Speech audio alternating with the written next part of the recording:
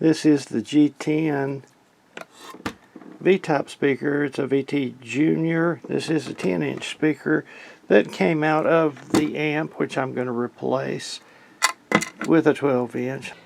This is probably the hardest part of the whole job, is getting the fabric off of the speaker board.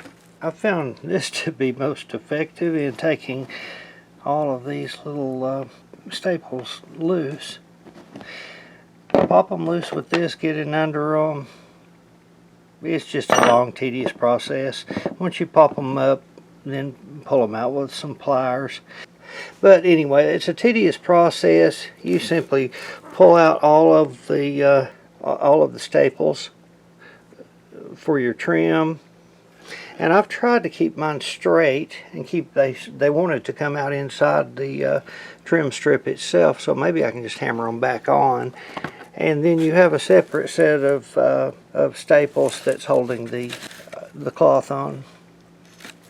And here is your baffle. You can see how this thing is busted pretty badly.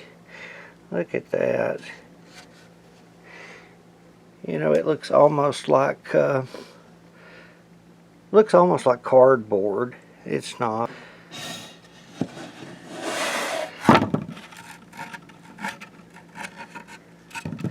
But you know, there really isn't a whole lot holding the speaker in there. This has been countersunk just a little bit, and a weak board to boot. MDF board, whatever this is. I'm going to replace it with some birch plywood, and I'll show you how we do that.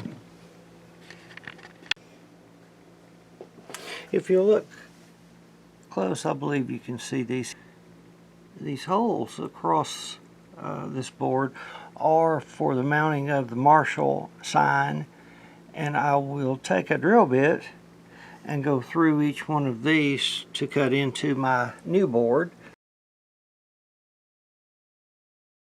Now I'm going to be putting a 12-inch speaker in this. I had noticed this speaker came pretty close, the 10-inch speaker came pretty close to the board going across that we tie this thing into. So what I want to do by adding a 12-inch speaker would be to take my center point up a little bit higher from the board that's going to come across the bottom here that it ties into. I have a couple of vintage 30s. I was thinking about putting one of those into the Origin. You'll notice power rating on this is 60, so something to hang on to. Vintage 30 is 60 watt. And I believe the ones I have are 16 ohm. Here's what's kind of handy. The cutout diameter is 11.1 inch. 11.1 inch. That's kind of new math. 11.1, I guess that would be 1/10. That 0.1. It's a handy way to measure things, trying to figure out 3/4 or quarter inch or so on and so forth. 11.1. I also have a G12H 30 watt slash 70th anniversary edition, and it is a 30 watt speaker, as you can see right here, and it is also 11.1 inch. I think I'm going to end up putting this Celestion into it because it's a 30 watt, and that way I can keep two of my 60 watts paired together for my 100 watt head and go with 30 in this since it is a 20 watt amp. You know, the little teeny speaker that came out of this thing is a 50 watt rated speaker, whereas this is only 30 watt rated but 12 inch and a whole lot bigger magnet. I'm betting the 30 watts probably going to put out a lot more sound than the little 50 watt that's installed.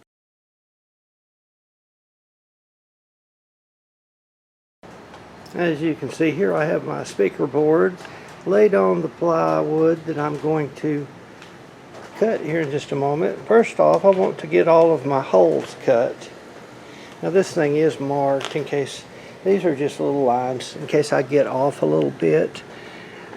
But what I'm going to do is drill holes through all the way through, starting with this one, and then I'm going to put a screw through here to hold it in place while I drill all the rest of them.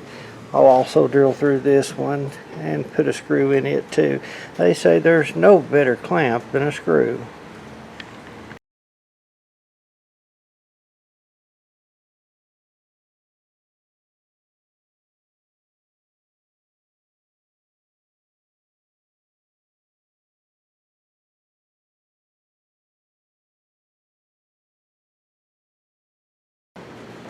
Okay, with both of these screw holes holding it in place, then all the rest of the holes in this should line up perfectly.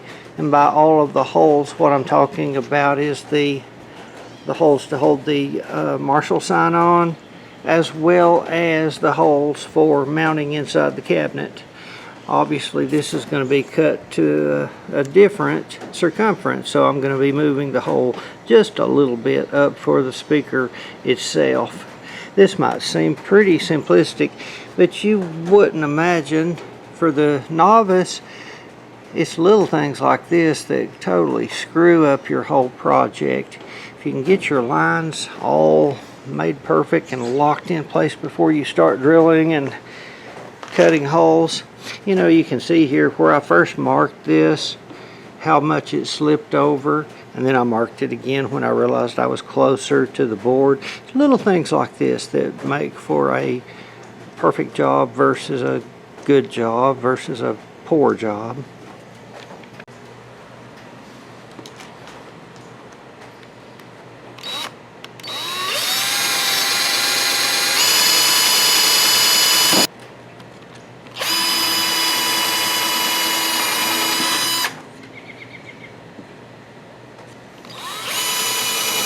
You have several different options that you can use in cutting this out. I could freehand this with a skill saw, or I could set up a piece of wood that would hold the skill saw in place as I cut the lines on it. Might be the best option, which is to use this. This is a cutting bit with a free spinning bearing right above the cutter blade. If you can see that going round and round. And what that does, it allows you to press that free spinning bearing against the piece you want to emulate here and cut into the plywood itself while holding your place. If that's a good way to describe that. And what's especially beneficial about this method is that if you are cutting the hole out as well to the same original size, you could go ahead and drill your speaker mounting holes and simply drill a hole through this, stick this bit through it, and it will allow you to follow the pattern that's already placed here. Now I'm going to be moving my hole over a little bit.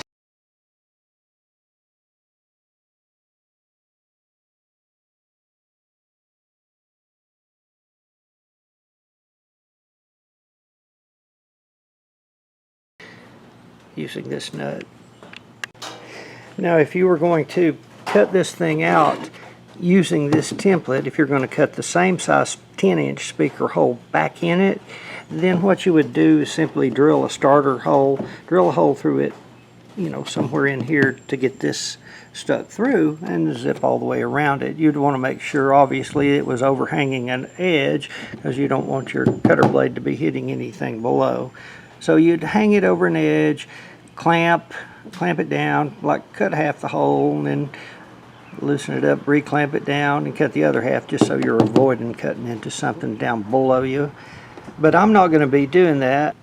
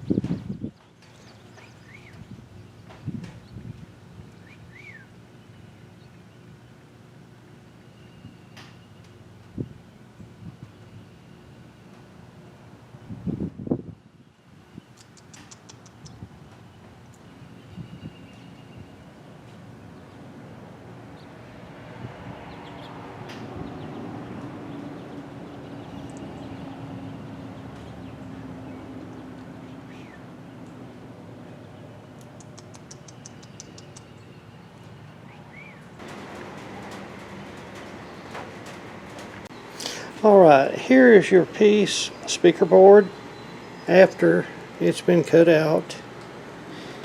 You can always take a jigsaw or a skill saw and straighten out the edges, even sand a little bit if necessary. Make sure it fits into the front of your cabinet.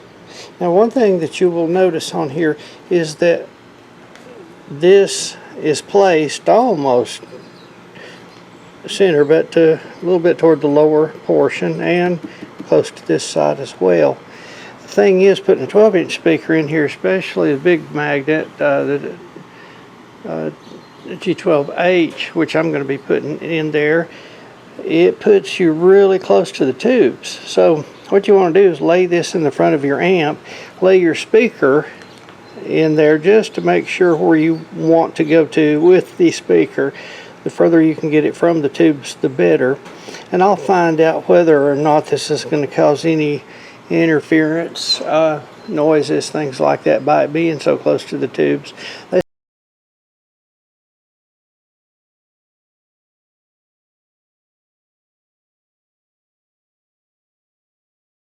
Take your speaker, once you get the placement, lay it on top of the board. Draw all the way around the speaker itself. So you have just, it's nice to have some lines where you know you're really boogering up, if you are really boogering up. Then go through and make some dots, you know, where your screws are going to go in at as well. Then measure inward using the lip of your speaker, where about the, you know, the diameter of that lip.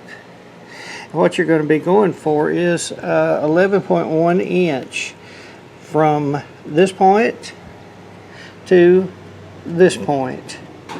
And the way I've done that is that measurement should equal up to where you can go 11.1 inch in between here and here. If you do that, you know you're on the money. You want to draw you a line across the screw holes, like I've done here, and that will place you direct center of what you're wanting to cut. Drill you a hole in the middle, and you might measure out just to double check everything. What I've done is I've made a little bit of a jig here for a router, and you can see my center point, it measures out 5 point, not quite, from here to the outer edge of my cutting blade here, and that worked pretty good.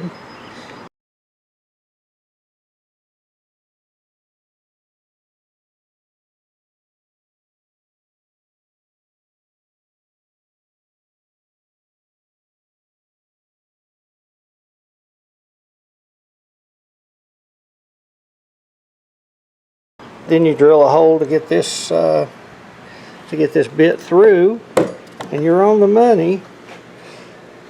Secure it down with a screw here. Secure it down with a screw here. If you're like me on a little table or something other, you know how far you can cut, and then you'll have to stop and unscrew your screws here and turn it around and screw them back in. But this worked pretty good. You could always cut it out with a jigsaw if you want to. I'm just recording this to show you some mistakes that you might run into. And the big mistake that I almost ran into, or may still have ran into yet, is the placement within the cabinet and the tubes. But let me tell you now, if you place this hole in the center of this thing, it would not fit in the little Marshall Origin 20 cabinet. So place it where you can. Test it out first. And then you'll want to take this. Make sure you've got your Marshall holes drilled here as well. That could be a real pain to try to get those little holes in there if you've already put your cover on. Next step will be to paint this black, and then attach some screen cloth. I'm not yet sure exactly what cloth I'm going to put on it. I'm going between a black Marshall cloth and the original sparkly cloth. It's kind of a sparkly, it has some emerald in it, I believe, emerald and gold. I'm stuck between the two. So you'll see later in the video what I came up with.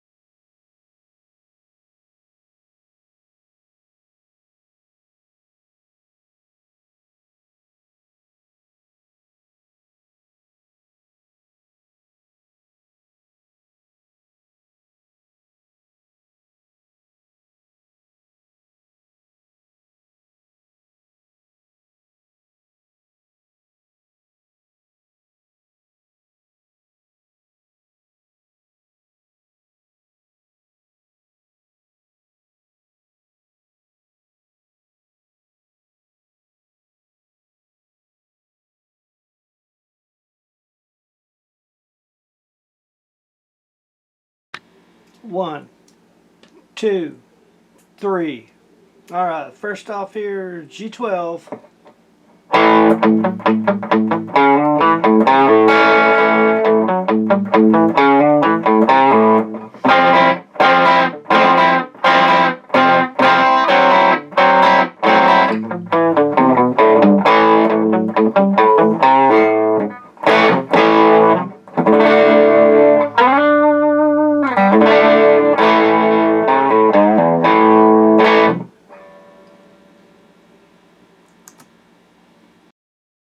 One, two, three, 10-inch.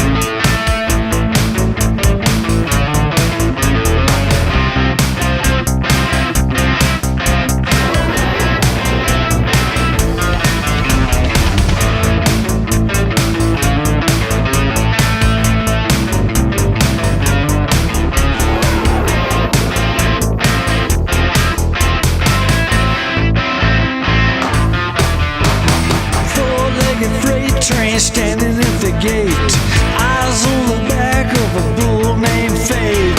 Wanted back off, should've never gotten on. I was just in time to have waited too long. Busted through the gate, bucking, wanting me dead. Brand new song started running